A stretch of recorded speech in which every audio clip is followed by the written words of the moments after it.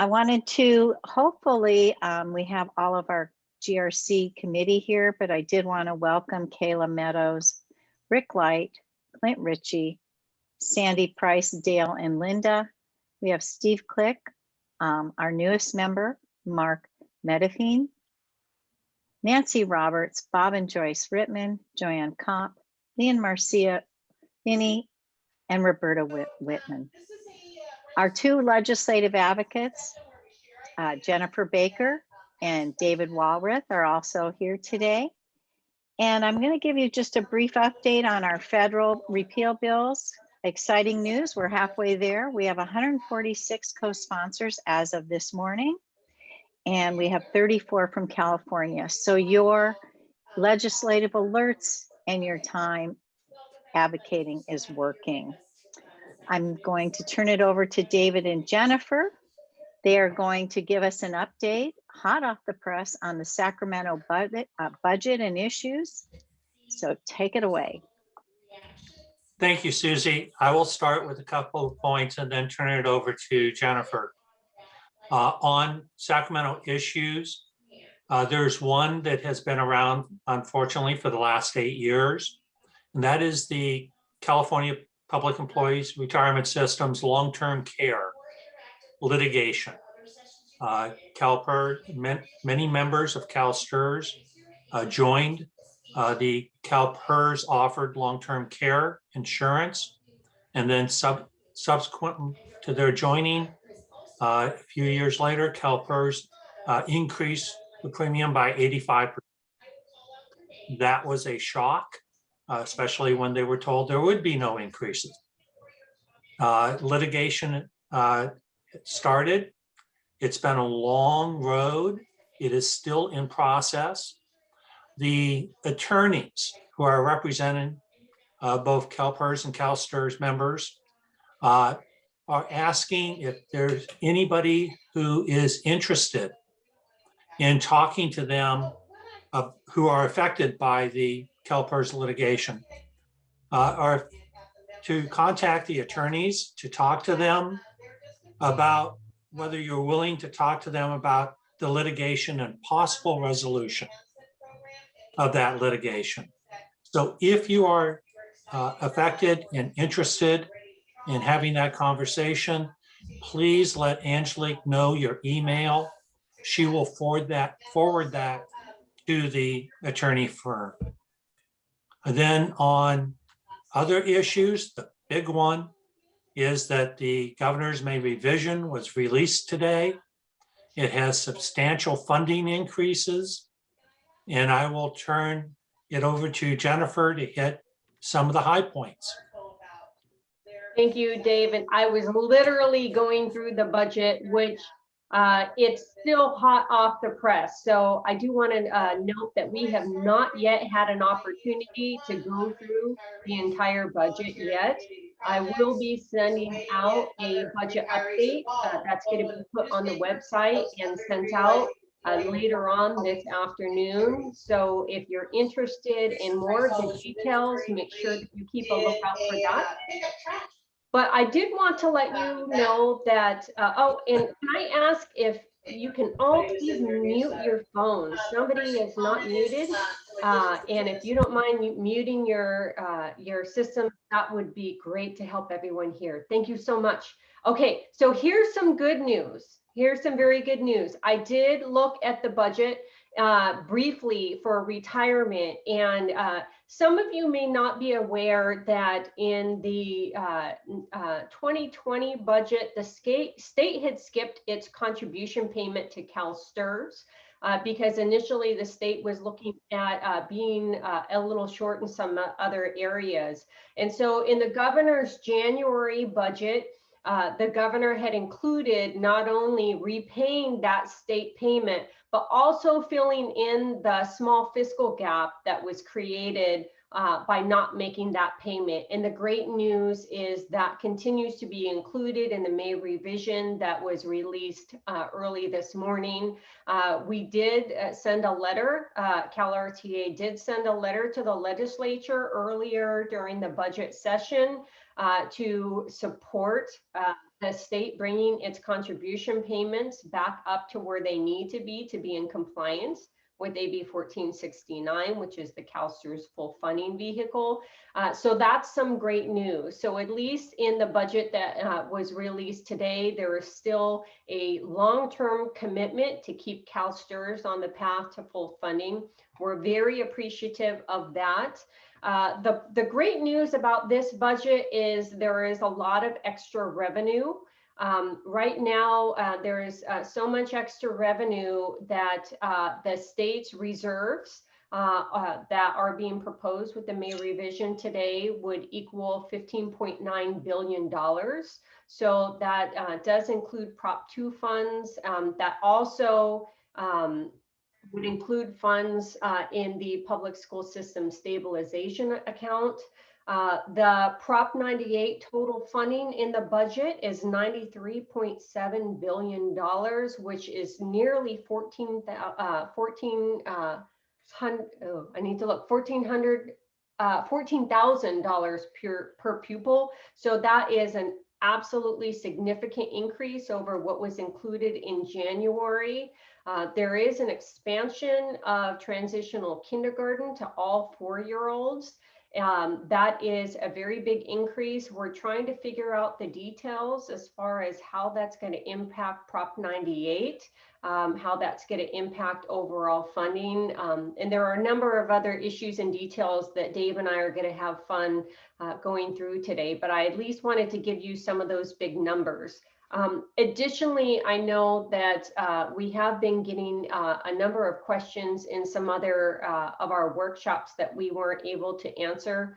And I know there were some questions from Jack's workshop that we weren't all able to answer. So Susie, I will go ahead and end my component so we can try to answer as many questions as possible. And before we start the response to those questions, there was a question in the chat on how to reach Angelique if you wanted to send for the information, your email in order to have it sent to the attorneys. That has been entered into the chat room. So if you open the chat room, you'll be able to find that. Susie. Great, thank you. You know, I'm unable to see chat on mine. So Jennifer, if you want to read some, I did want to, if you can look, I'm going to cover a couple that were in our first session yesterday. Do we know why Zoe Lofgren has not signed HR 82? Wish I had a crystal ball. I do not know, but she will. She did on May 7th. Yes. Oh, she is the most recent signer from California. You're right. I see Dawn. Well, Hauser. And we had one yesterday. Yes, that's right. And we actually had another one signed. Right. I just updated. Sorry about that. It's been a little busy the last couple days. We also had crazy. Juan Vargas. Juan Vargas signed this week. So we had 2. So as I said earlier, your advocacy is working and continue to do that. And our blasts are going out to the non-sponsors only on Tuesdays. So I just updated those for next week and you'll be able to contact them. I do want to assure everyone I send out a test email. I know sometimes people will email me and say it bounced back. I think they shut down their emails after they receive a few hundred, but that's okay. We know they received them. But I did test all of the emails of their chief of staff or their legislative director, and they've all gone through for our next group of 10. Susie, we do have a great question from Sherry. Sherry asks on the proposal for overpayments. And so if I can take a brief moment to explain, this is a huge issue that we're working on. Many of you may not be aware, CalSTRS has significantly increased the number of audits that they've been conducting. They are in the process of finishing the creation of a completely new computer system. And so what they're trying to do is make sure that all of the data they have in that system is accurate and correct. So that means they have significantly increased the audits that they've done. But we've run into a few snags. Some of the snags include finding out after multiple years that the information that districts thought was correct, that they've been using to make decisions, they later found out in an audit, CalSTRS said, well, this is not correct. And so they have, for some retirees, it's good news. For some retirees, there was an underpayment, which means they now get a boost in their retirement income and a nice check from CalSTRS. That's not a problem. The problem we have is we have been seeing more and more retirees who get notified from CalSTRS that they have been overpaid. They find out with only a few days notice in some instances that the retirement checks are going to now be permanently reduced. And out of that now lesser retirement paycheck, they're going to have to pay CalSTRS back for a number of years for those repayments. And that's really decimated the retirement security for a number of retirees. We have been strongly advocating to CalSTRS that we don't believe that retirees should have to face the burden of something that wasn't their fault. We have been working with a number of stakeholders as well as CalSTRS to try to put together a comprehensive reform proposal that would address the situation. And so that would not only impact retiree overpayments, but it would also include ensuring that there are accurate standards and information that's communicated to districts and to those that bargain on what they can and cannot do. Because right now there's not a lot of clarity in a number of areas, and we found that that's caused a lot of miscommunication or incorrect information being reported as creditable to CalSTRS. So the good news is we're working on that. CalRTA just sent a letter to the Teachers Retirement Board communicating their strong belief that they don't believe that retirees should be held accountable. We have been collaborating as one of the head organizations with stakeholder groups to try to bring all of the groups together. And I'm sure, as you can imagine, you understand how difficult it is to herd cats. We have all of the labor groups, all of the management groups sitting down at the table trying to find a reasonable solution to move forward. We've just recently communicated that information to CalSTRS staff. We're in the process of communicating that information to the Teachers Retirement Board, who's going to be contemplating this issue at their November board meeting. And our hope is that we'll be able to work out the details to have legislation introduced by next year that will hopefully remedy this situation. Thank you, Jennifer. You have another question. I did finally get to pull up the chat. Where do we stand on the proposed rewriting of Ed Code? And that's the issue. And that's the overpayment. And as Sandy was noting in the chat, there were a significant amount of employers that participated in the past November board meeting at CalSTRS. The way this issue was put forward has caused a lot more organizations that have not been traditionally involved to become much more involved in CalSTRS. So what we're also seeing is a change in culture. We're seeing that there are new players that are beginning to get involved, and the game isn't played the same way anymore. And so we're really trying to stay attuned to how that culture is changing to make sure that we're as effective and efficient as possible.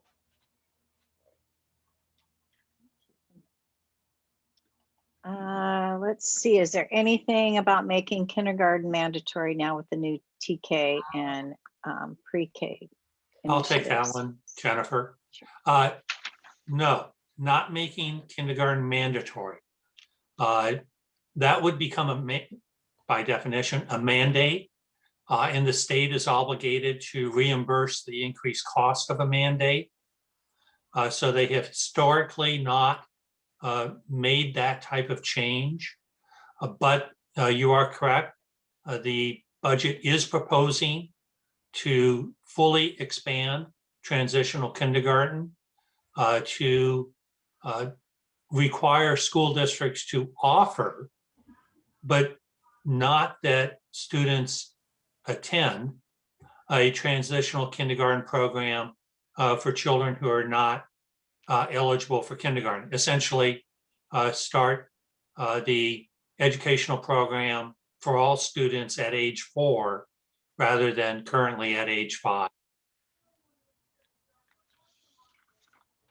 Great. Thank you. Do you see any other ones? I think we covered We the covered earlier ones. there were some divestment questions that were brought up during Jack's Mhm. presentation that I know that he didn't get a chance to cover. Right. I do monitor and all of the teachers retirement board meetings, and the teachers retirement board are the trustees that oversee CalSTRS, so that they're Jack's boss. And they have been spending countless hours working on a number of issues that are brought up by those that bring up divestment. And so one of the biggest issues that individuals don't always hear about is the engagement that CalSTRS participates in with companies that they're trying to work with to change their business policies. So one example that they have been exerting an extreme amount of pressure on is ExxonMobil, which you'll remember in Jack's presentation, that's actually one of the top 10 holdings. ExxonMobil has been having a lot of controversy around its business practices in relation to its impact on the climate. And CalSTRS has been working with Calpers and a number of other pension funds to actually change who is on its board, what their beliefs and values are, to try to affect more positive change.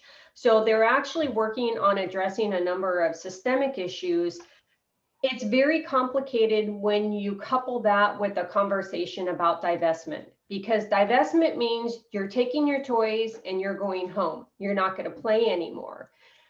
When you do that, though, in today's economy, in today's world, that means someone else is going to come in, oftentimes someone bigger, who may not have the same values, who could even have absolutely contrary values to what you had. So it's almost, it falls into the same, be careful what you wish for.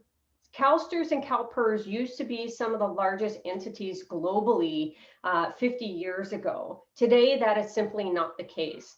CalSTRS and Calpers are big players, but they are small fish in a big pond of international investors now, particularly in light of the fact that there are so many sovereign wealth funds, and those are essentially funds that are run by governments. And so China has one, Saudi Arabia, Russia, United Arab Emirates, Brazil. So these are actually run by a country, and some of them are 10 to 100 times larger than the size of CalSTRS or Calpers. So when people talk about divestment today, it's not the same as it was in the 1980s, because you do have other entities that can quickly step in the same day that you drop those investments.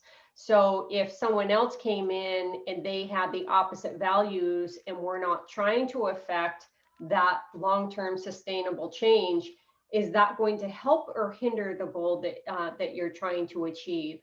CalSTRS is also under a significant amount of pressure because, as you saw in Jack's speech, CalSTRS is 66% funded. If you talk about divestment and CalSTRS loses money or is not able to continue to assume a 7% rate of return, that means CalSTRS is not on track to full funding. So coupled with those conversations of divestment have to be a conversation about the fiscal impact it has on the fund and who's going to pay for it. If the conversation is about the state general fund paying for it instead of your retirement security, that's a very different conversation. But that's been a very difficult conversation to get different groups and organizations to engage in. And every single group that has come to CalSTRS with a conversation about divestment have been absolutely certain that CalSTRS wouldn't lose money. But we do know from our experience with tobacco, which CalSTRS divested in more than a decade ago, CalSTRS has lost over $3 billion. And the environment has changed. So they're not having a conversation about re-entering that field, but it's not always a black and white issue, and each issue needs to be addressed independently. Thank you, Jennifer. And if I could piggyback on that, the fact that I will say CalSTRS is starting really listening. We do have meetings with them. Jennifer and David have been on top of this with them, as with the other retiree groups. So we listen to the members, but as Jennifer explained, it's a bit more complicated. And that's why we like to bring in CalSTRS to help give us the fiscal understanding, as well as their dedication to a cleaner environment. We have a question. This is, I think, a good one. With the thousands of bills that were being presented, if you know David and Jennifer, oops, I don't know what that sound is. Somebody's talking.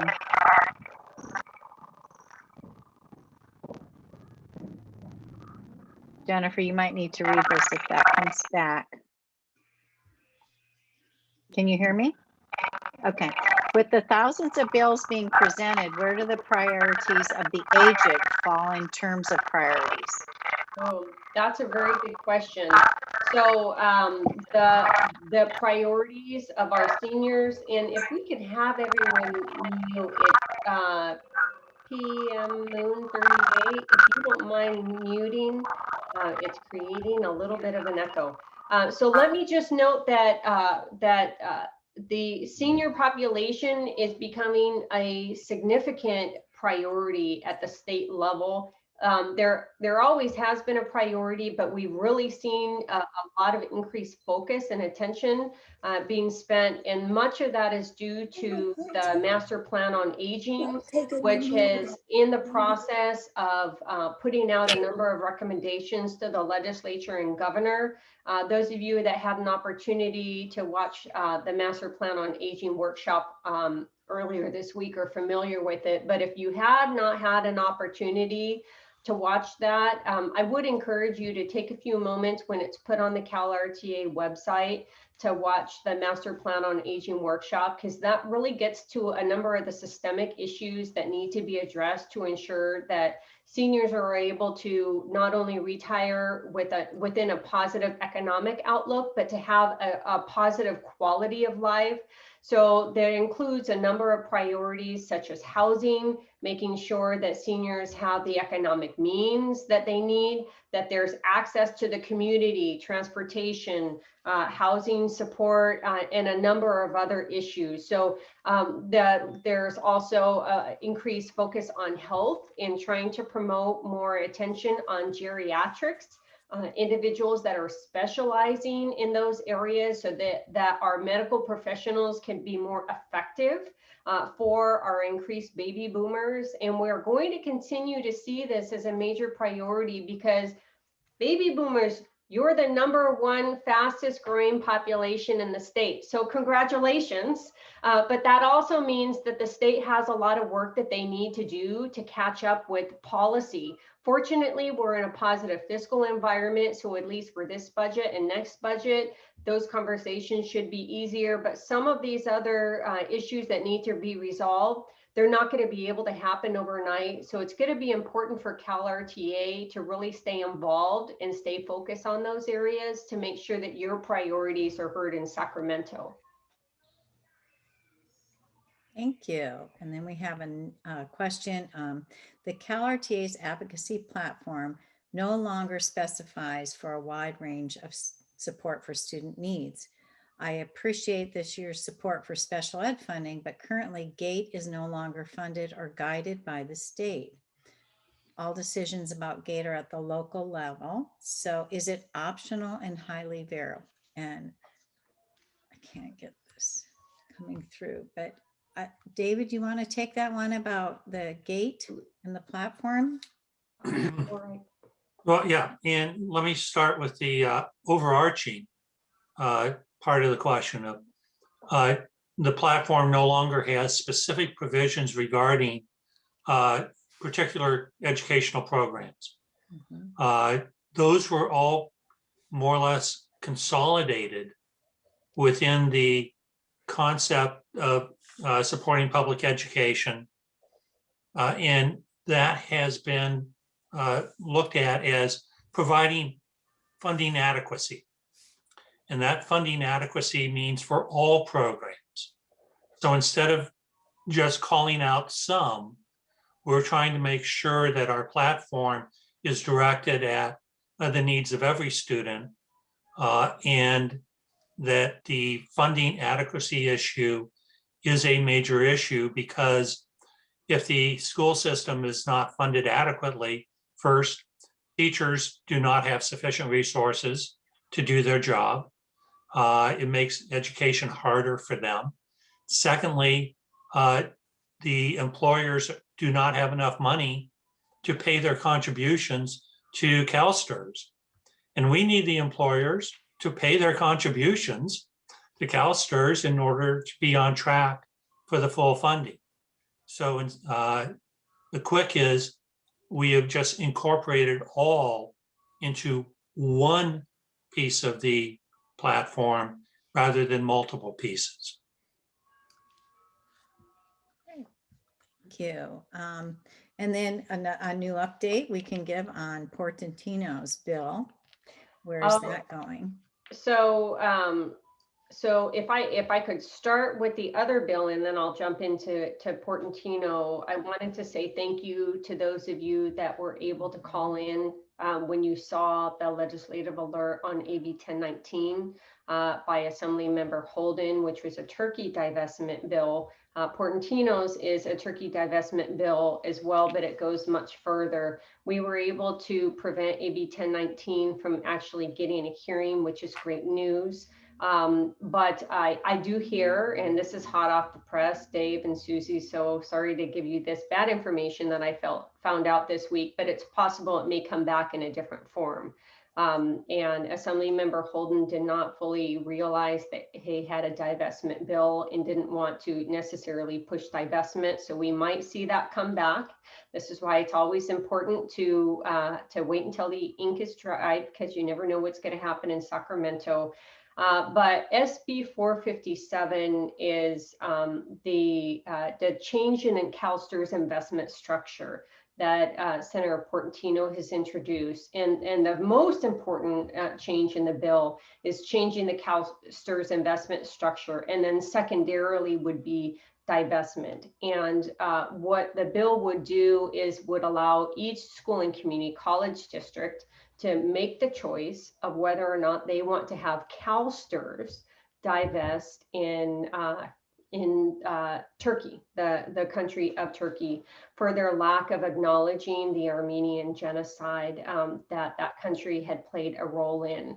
And so I did want to know on the Holden bill as well, we certainly are not condoning what had happened by Turkey, but want to make sure that the financial responsibility for making that decision is not solely faced by teachers and retired teachers. And that's the very difficult conversation that we've been trying to get our elected leaders in Sacramento to have.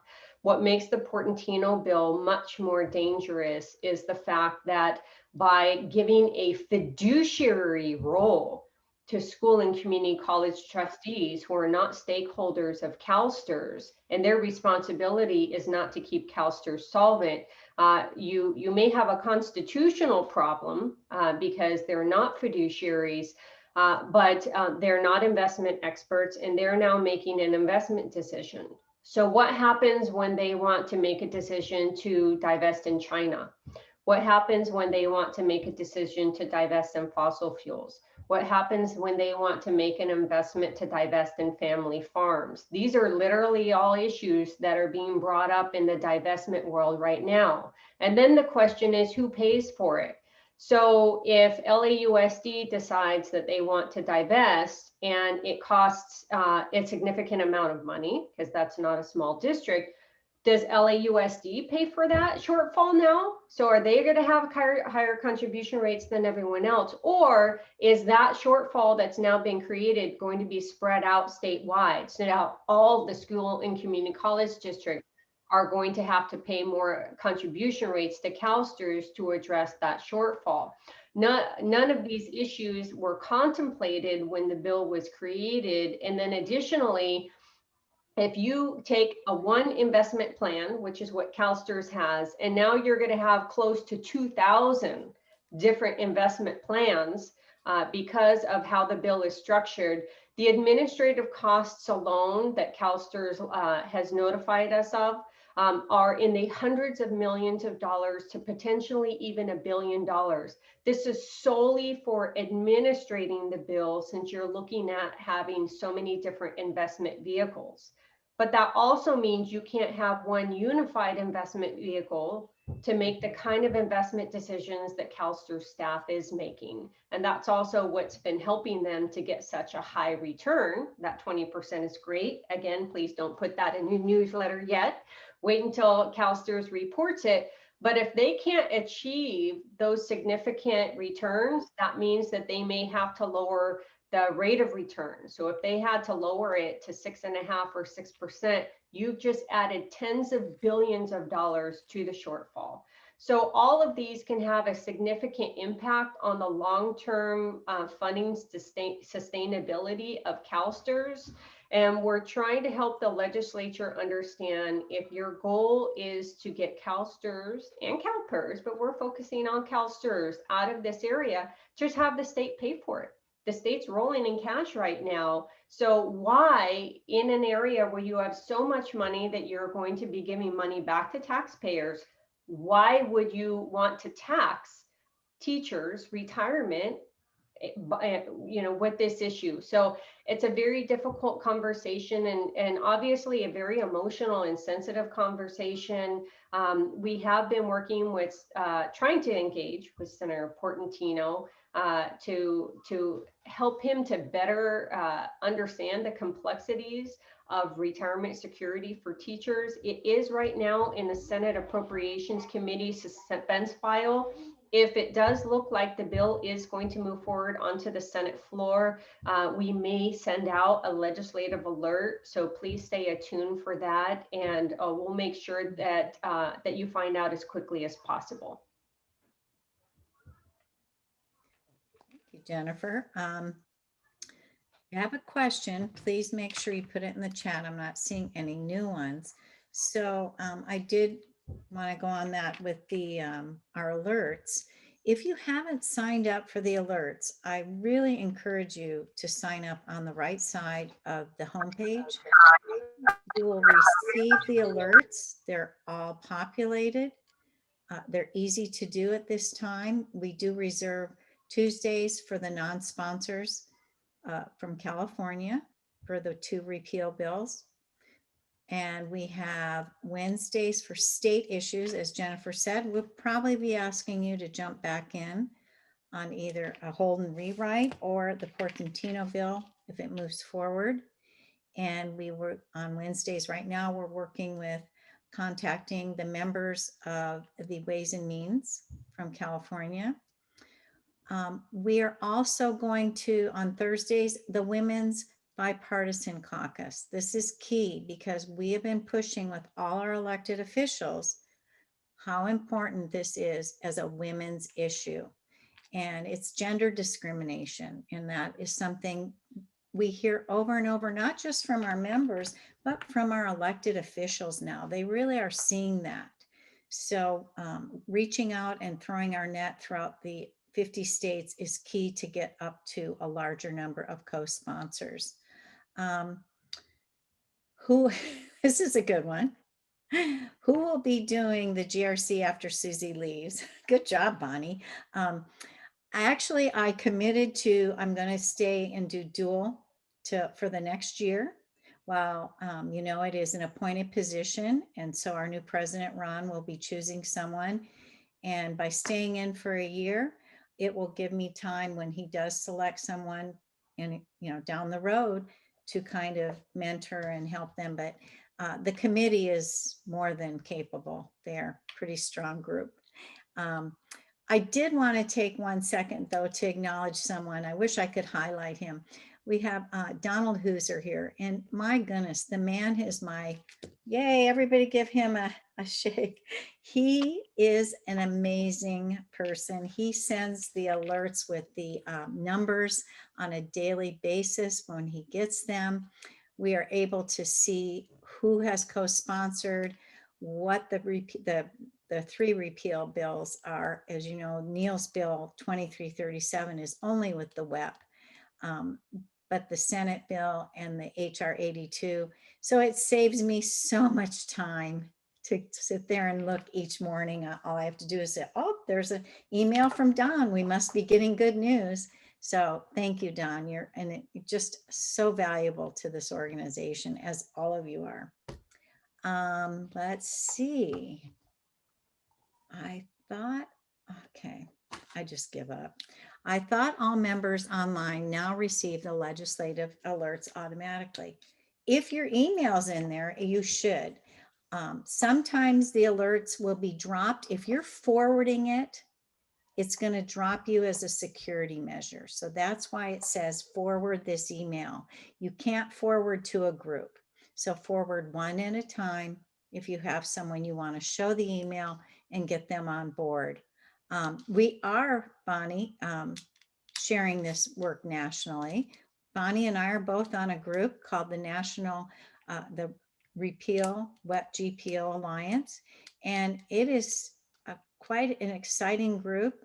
It's not just made up of educators, it's also laborers. And so they support repeal of the GPO, not just the WEP. So we are sharing and working hard.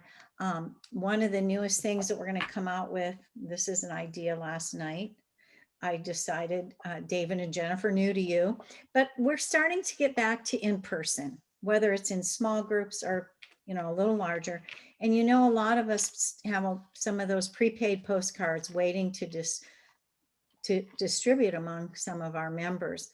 So it's difficult to ensure that our emails are going to get through to President Biden and Vice President Harris. So I'm going to, on the website within the next couple of weeks, supply you with that address label like we used to for our elected officials for the White House and for Vice President Harris. And we really need to remind them, both of them, that they committed to repeal of both the WEP and the GPO in their campaign platform. And the timing is huge because we're hearing information. I know Bonnie and I hear it on our national group, and David and Jennifer, we've heard it. There could be something with Social Security happening in the fall. So we need to get that message to them now, because that's the place to have this put in. So look for that. And if you are getting together in small groups, I'll also have the information on how to order those prepaid postcards again. Okay, what's the next one? It's important to have at least one Republican when you have us contact the Bipartisan Women's Caucus. I appreciate that suggestion. And what I've been doing, though, is going on the women who did co-sponsor the last repeal bill first, kind of jog their memory. But as you see, it will go 2 to 3 weeks. I just changed next week's Tuesday and Thursday alerts. And being nonpartisan, I don't even look at what party they are. To be honest, I look at who co-sponsored. And then my next list is who has not, the new people coming first to educate them. So I will try and incorporate that. Okay, are we going to email the senators about the Senate bill? We'll probably start doing that on a Wednesday if we do not need the Wednesday for our state issues. So we actually had a meeting with Senator Feinstein's staff member last week. As you can see, she's already co-sponsored the Senate bill. And we have a meeting next week with Padilla's staff. So hopefully we can get him on also. And then we'll start doing that outreach again with the other senators throughout the 50 states. Oh, keeps lots of things. Okay. Oh, thanks. It's important in Kern County to be truly bipartisan. It truly is. And I think that's something, you know, we have to remind ourselves we are nonpartisan. And in order for us to get legislation through, we need to remind each other that we have to respect whoever the elected official is, even if you don't agree with the majority of their policies. Our goal is to educate them on what our needs are and how they can fit it for their constituents, because we have a variety of constituents in all of our areas of both parties.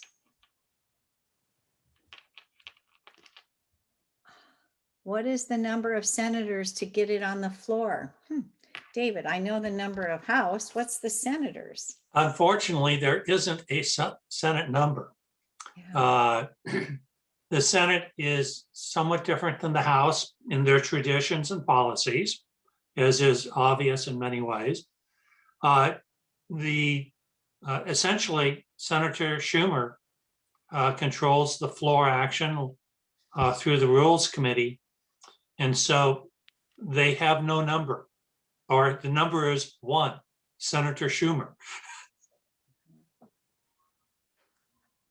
So when we start spreading our net nationwide, he'll be one of our first. Oh, yes. And we're just assuming, we have never been able to truly confirm, but we're still assuming the 290 rule for the House that was put in by the 116th Congress. But one of the suggestions when we met with Rodney Davis, the author of the bill, was we don't even have to wait till 290. Get it to a vote. Get it to a good enough number, like 220 or something, and push for a vote. And so that would be our own Nancy Pelosi, that we would encourage her to push it to the floor. So we should have an exciting summer of legislative alerts. Oh, Bonnie, good one. In the chat, you can see our petition. That's also on the CalRTA website, and I know on the Social Security Fairness website. We're still circulating this petition. It's a national petition for the WEP GPO. So if you haven't signed it, it's on the website and under the Advocacy Action section. So I encourage you to do that. Okay, I don't see any other questions. Wait. I'm not sure what this is. We are closing in on 70. Oh, Bonnie, you're closing in on 75,000. Okay, I didn't see your name above that yet. So yeah, can you imagine if we can send a petition nationwide with 100,000? So if you haven't, please do that.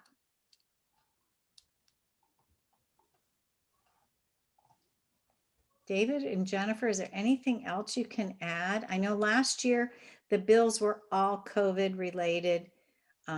This year we're back to more of a variety, and I'm sure if any of you know these two, they live legislation and they read those bills all the time and get excited about it.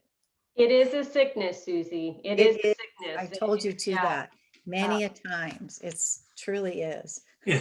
Oh, it's not a sickness. It's a skill. Well, maybe some others would. But anyway, last year was a very constrained process because of COVID. This year, it is not as constrained, but it's not back to normal.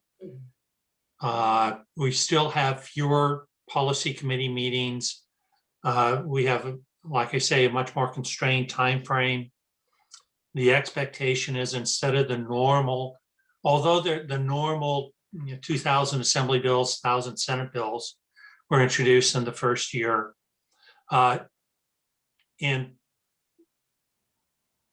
that not all of them are receiving hearings.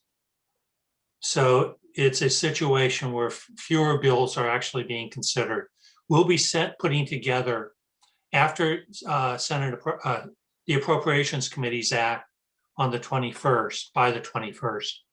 Then we'll know how many bills and which bills are continuing to move forward. So we will send an updated list of the status of the bills that we have support or opposed support, approve, or opposed positions on. And so we'll break it down on 2-year bills, meaning those that did not meet the deadlines, and those still moving forward. So it probably will be a fairly small list of those still moving forward because of the nature. Even though there's a tremendous amount of money, the appropriations committees always tend to hold a number of bills and simply turn them into 2-year bills because of the pressures to, well, they're still doing their virtual meetings. There's only so many bills they can deal with virtually. And So Dave, they're limiting.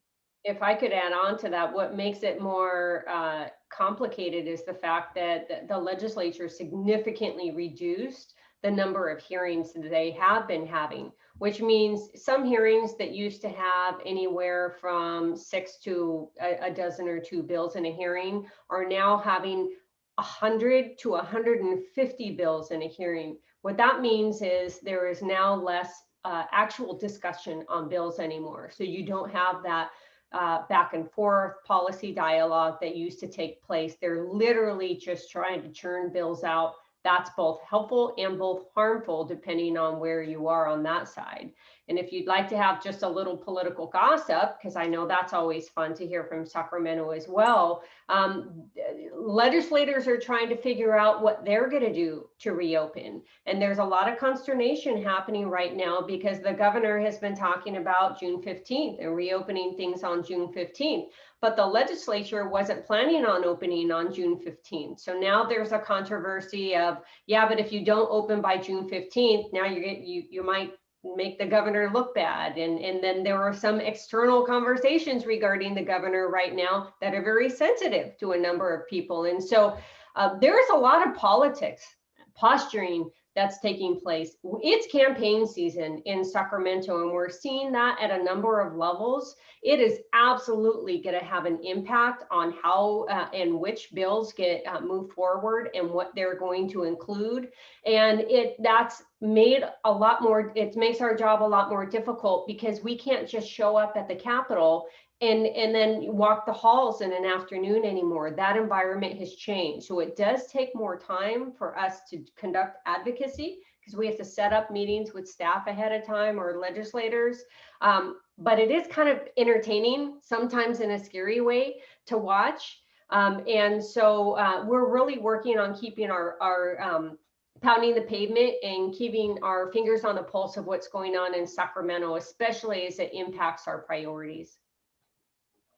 Right, and the comment to be direct on what Jennifer is talking about on extracurricular issues, there most likely will be a November recall election. Very few things are as political as a recall election. So that is influencing some of the legislative decisions and gubernatorial decisions. As Jennifer said, what moves forward, what doesn't. In this, okay, so we're junkies. We think about this stuff. We like this stuff. Once the recall is done, that will then create a new set of dynamics. But that new set of dynamics also has another overlay, which is redistricting. The census is completed. Pursuant to law, every assembly district and every state senate district will be redrawn for the 2022 elections. There'll be very little time for the members once those redrawn districts become available, and there's a certain amount of time for litigation and everything else. But because the census data was so late, we're running about 6 months behind schedule. So for a June 2022 primary, normally there would be information out in August or June of this year on what the 2022 boundaries would look like. That's being pushed forward. And it's quite possible people won't know their districts for sure until somewhere around November, December, which then gives only about a 2-month window. And for those of you who are not familiar with this process, sometimes 2 incumbents end up in the same district. Mhm. That creates a certain amount of political angst. Mhm. You have the loss of a California congressional district. That will create a certain amount of political angst. So in addition to all the politics of recall, you're beginning to see the politics of redistricting starting up as well in the off year. Normally, the odd numbered year is a policy year. In the even numbered year is a political year. It looks like both years will be political years. Recall elections can have other things on the ballot as well as recall. So that will become another series of issues of what else could be or is added to the ballot.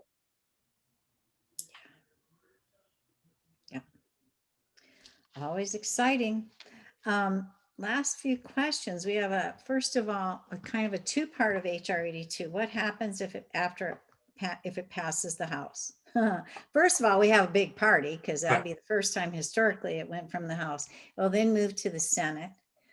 That's why we want to secure as many committed co-sponsors, because then it goes to the Senate vote and revision. So all of you are proving you can get on board with virtual. I encourage you not to stop advocating, even if your representative has co-sponsored. Stay in touch with them, schedule Zoom meetings just to keep them up to date, asking them to ask their other California representatives and their representatives from throughout the nation, their co-workers, to co-sponsor. Stay in their conversation, stay in their mind at all times. That's key. And that's something we hear from all of our representatives. And when we say, what are some suggestions you can give us? They say, stay at the forefront, keep advocating.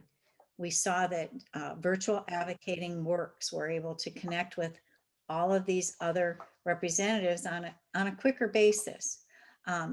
There's a rumor, someone, Kayla, heard a rumor that WEP GPO may be part of the California relief package. The WEP GPO is a federal bill. It has nothing to do with the state. Gosh, I wish that was a good rumor. Find somebody who would tie that in. Have you heard that, David or Jennifer? No, and so far they have resisted putting it into any of the stimulus bills. Right. And there's issues related to if the stimulus bill is done by reconciliation, which is a technique where you can have a bill pass the Senate by simple majority, no filibuster. Social Security issues are not subject to reconciliation. So it's hard to put it into unless it's waived. So it's hard to put it into one of the stimulus bills if that's the means. Otherwise, for Senate action, more and more you have to have cloture, which means 60 votes. It's the filibuster issue, which is why it is so very, very important to have a bipartisan bill. Because if the House passes, or when the House passes a bipartisan repeal bill, that puts more pressure on the Senate because it's easier to talk to senators of both parties for support if there's been support from both parties in the House. True. Thank you. And I think that was the end of all of our questions. I hope we've been able to keep everyone updated. As you know, we're all very accessible. If you have questions or needs, concerns, just email us, let us know. Any suggestions? Like I said, it's key that we keep our members motivated. If you haven't signed up for your representatives' town hall meetings, I encourage you to do that also. They've been doing them virtually all through COVID, and now some will start doing them in person. So stay, like I said, stay in their face. Should that be our new slogan? Stay in the face. Or as my middle son calls me, the woodpecker, because I just peck and peck and peck. So let's be woodpeckers and let's keep pecking away at this and using our in-person and our virtual abilities to let our representatives know at the state and federal level our needs. So again, thank you. And thank you all for those nice comments that were in the chat about this group. It's an amazing team that I work with, and the Government Relations Committee is one of the most powerful groups I've been in many years. So if you haven't seen them in action, all you have to do is request to join our second meeting of the month. We're fully transparent and we invite anyone to join in so you can see how they go. Have a great day, and I hope everybody enjoyed this virtual conference, and hopefully I'll see you in person sometime soon. Thank you.